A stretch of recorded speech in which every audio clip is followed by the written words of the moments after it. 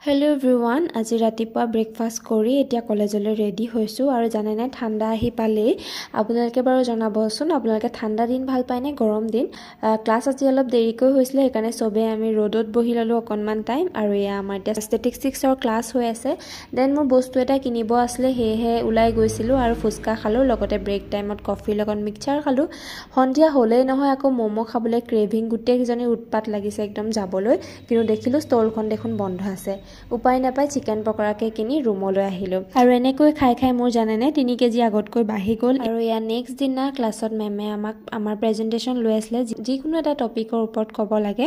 আৰু আজি আমাৰ BEdৰ শেষৰটো ক্লাছ বুলিয়ে ক'ব পাৰি, কাৰণ এতিয়া আমি ডিচেম্বৰৰ পৰা ইণ্টাৰ্ণশ্বিপ কৰিম 4 মাহৰ বাবে। চাওঁতে চাওঁতে 2 বছৰীয়া BEdৰ এই যাত্ৰা আমাৰ সমাপ্ত হ'বলৈ হ'ল। এইখিনি সময়ত অকণমান ইম'চনেলো হৈ গৈছিলোঁ আৰু মেমেও আমাক গুড উইচেছ দিলে। এই ক্লাছৰ দিনসমূহলৈ সঁচাই মোৰ মনত